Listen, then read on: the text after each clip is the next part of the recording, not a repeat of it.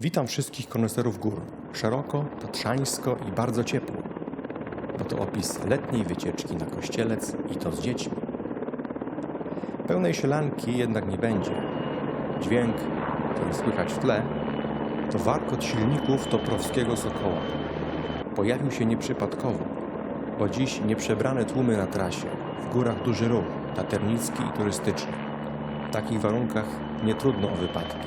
Obserwowaliśmy chyba z 5 interwencji ratowników TOPR-u z użyciem śmigłowca, a wszystkie w rejonie naszego celu na dziś, czyli Kościelca. Fragmenty filmów z tych akcji ratunkowych też pojawią się w niniejszej opowieści. Startujemy!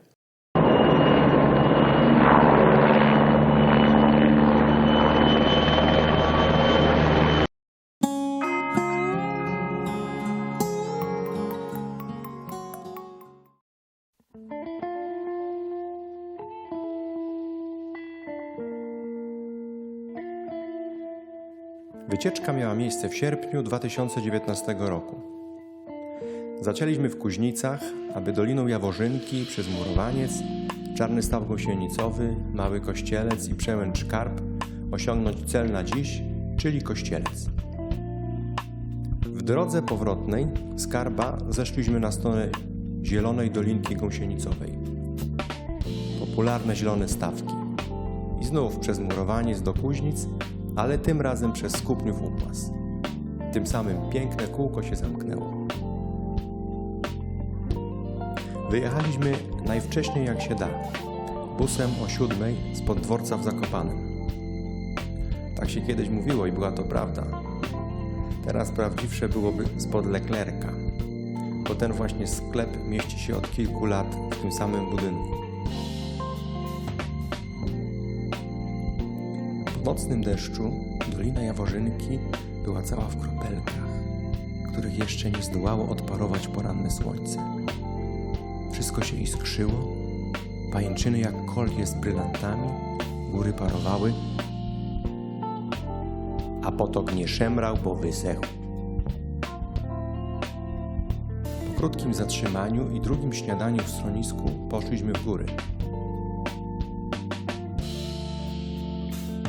Widząc, co się dzieje, mam na myśli niezwykle wzmożony ruch turystyczny, zdecydowaliśmy, iż żona poświęci się, aby dziś nie dotykać skały i tylko przejdzie z 9-letnią Marysią i 7-letnią Anielą przez Karpa na stronę zieloną. Zaś ja z 12-letnim Frankiem zdobędziemy szczyt.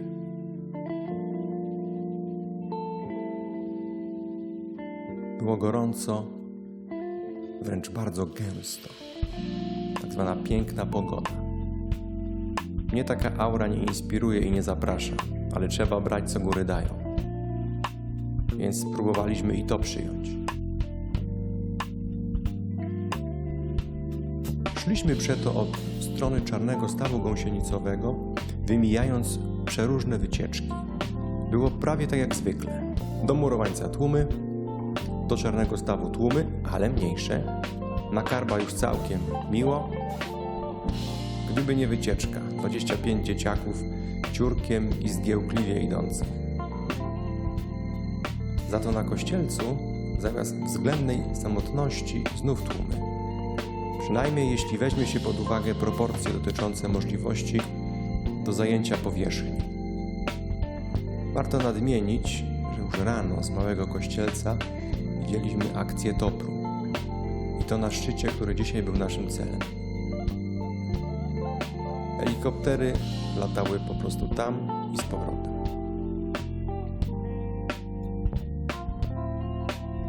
Wzmożony ruch był i po stronie turystów i taterników. Skała póki co mokra, bo padało w nocy dosyć intensywnie. To wszystko składa się na zwiększenie prawdopodobieństwa wypadków. Jak się później okazało, to proski Sokół widzieliśmy dzisiejszego dnia 5-krotnie i to na Kościelcu. Na tym szczycie byłem wielokrotnie, ale takich tłumów tam jeszcze nie widziałem. Pewnie dlatego, że w lodowych i śnieżnych porach roku Kościelec to zupełnie inna historia. A ja preferuję w Tatrach zimę. Nie wiem, jak długo tym razem szliśmy od Karba. Trzeba było stać co chwila, bo były kolejki przy tak zwanych trudnościach. Jak przed uskokiem Hilarego na Everestie. Wspomniany uskok w Himalajach ponoć niedawno zniknął. Ale to nie ta opowieść. Przez wspomniane kolejki było ciężko i niekomfortowo. Czasem ktoś strącił kamień, ktoś przeżywał drogę. Wielu zawróciło, z podziwem patrząc na Franka i na mnie. To w kontekście syna, żem na taką trasę go wziął. Były też nerwy i pyskówki, bo ktoś tam się niecierpliwił, że inny mu blokuje drogę i nie przepuszcza. Prawda jest taka, że szlak na Kościelec jest tak poprowadzony, że w razie czego można zwykle bez problemu obejść rzekomego zawali szlaka albo oblodzenie. To akurat nie dziś. Mnie to prawdę mówiąc śmieszyło, bo zwykle najgłośniej krzyczą na innych ci, którzy dopiero co wczoraj wyszli poza trudności dolinkowe. Dla ambitniejszych, jakby komu było mało, albo wezbrała w nim silna potrzeba prawdziwego sprawdzenia się, to na Kościelec wiedzie wiele dróg wspinaczkowych, taternickich, o rozmaitym stopniu trudności. Niektóre to legendarne wręcz taternickie drogi, teraz szkoleniowe, wytyczone przez pionierów taternictwa. Na przykład droga Stanisławskiego z 1923 roku o wycenie piątkowej, ale są i drogi siódemkowe. Dla porównania, jedyne trudniejsze miejsce na zwykłym szlaku to w tej skali 0+. W kontekście Kościelca warto też wspomnieć, że pierwszymi, którzy zdobyli go w zimie w 1908 roku byli Roman Kordys i Mieczysław Karłowicz. Ten ostatni zginął rok później podczas samotnej wyprawy narciarskiej pod Małym Kościelcem. Opisuję to dokładniej w filmie o zimowym wejściu na Zawrat. Link pojawi się u góry ekranu. Wróćmy do XXI wieku. Opowiedziałem o sytuacjach na szlaku, bo takie niepotrzebne nerwy czy zniecierpliwienie mogą się przyczynić do wypadków. Jak ktoś jest na tyle sprawny i obyty, aby bezpiecznie obejść ogonek turystów, to droga wolna. Zwykle tak czynię, ale niech nie wykazuje niepotrzebnego zniecierpliwienia, aby popędzać innych czy się przepychać. Takich, którzy nierzadko mają śmierć w oczach, przeżywając przygodę życia. Trzeba wiele cierpliwości do Tatr w lecie. Wracając do naszej drogi, czy też raczej wycieczki. Nie mieliśmy ani kasku, ani liny, co w tych warunkach było dodatkowym utrudnieniem. W niektórych miejscach Franek poruszał się na granicy swoich fizycznych możliwości. Albo inaczej. Są miejsca, gdzie dziecku brakuje trochę zasięgu. Zaś ewolucję wykonuje się w eksponowanym terenie i na śliskiej nieraz skale.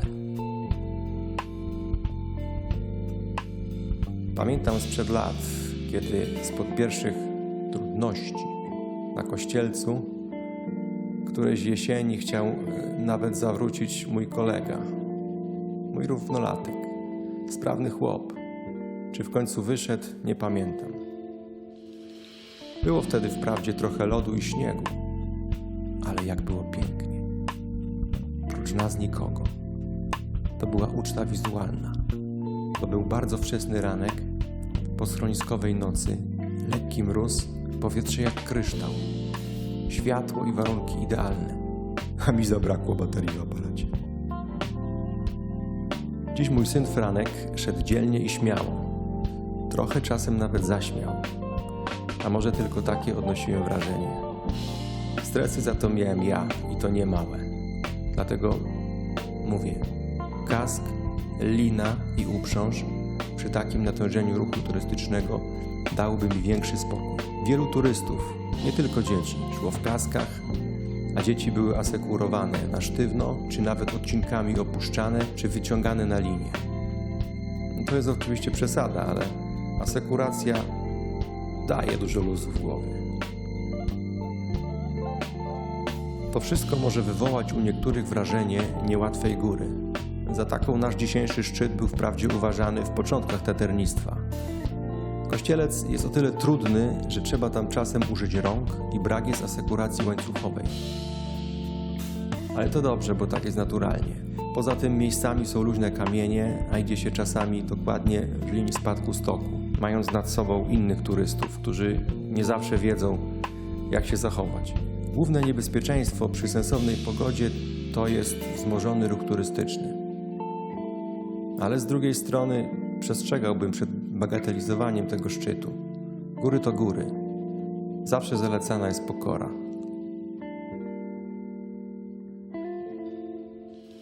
Na szczycie było bardzo tłoczno. Posiedzieliśmy głównie na niższym, bo był mniej oblegany, położonym dalej wierzchołku, czekając na światło, na jakieś chmury, na coś interesującego, które i tak w odpowiedniej ilości i jakości się nie pojawiło. Nie ta pora. Obserwowaliśmy orlą pędź. Na kozim wierchu, świnicy czy granatach maleńkie mróweczki. Ktoś schodził żlebem Kulczyńskiego. Taternicy kończyli drogi albo wypoczywali, patrząc w dal. Nie mieli powodów do pośpiechu. Pogoda stabilna, bezpieczna. A gdzie lepiej niż tu?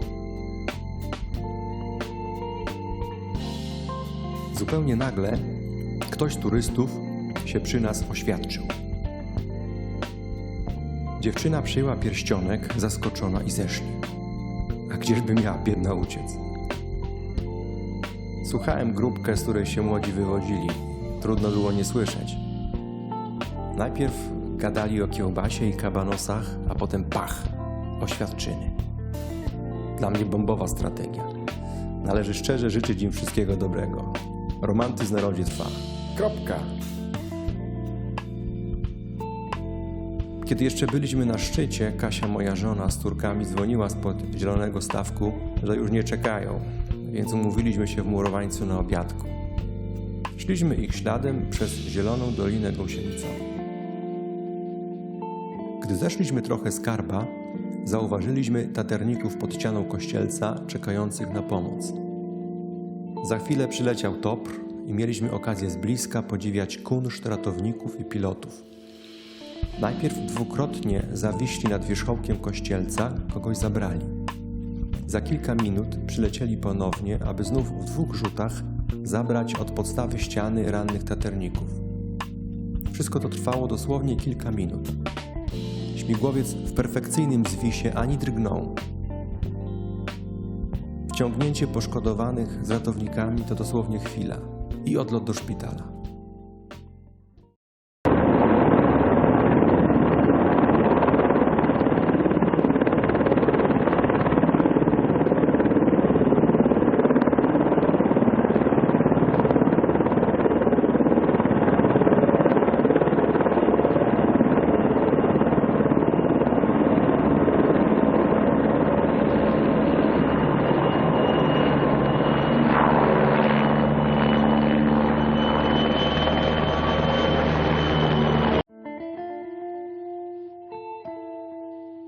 Ten dzień był bogaty w interwencje dziejące się na moich oczach. Po raz kolejny już dał mi sposobność obserwacji, jak chłopaki i dziewczyny z Topru działają. Szacunek i podziw. Zejście do Kuźnic znów w tłumie turystów, ale nawet mieliśmy jakoś siłę, aby wymijać ludzi. Choć moje kolano, tym razem nietypowo lewe, mocno doskwierało.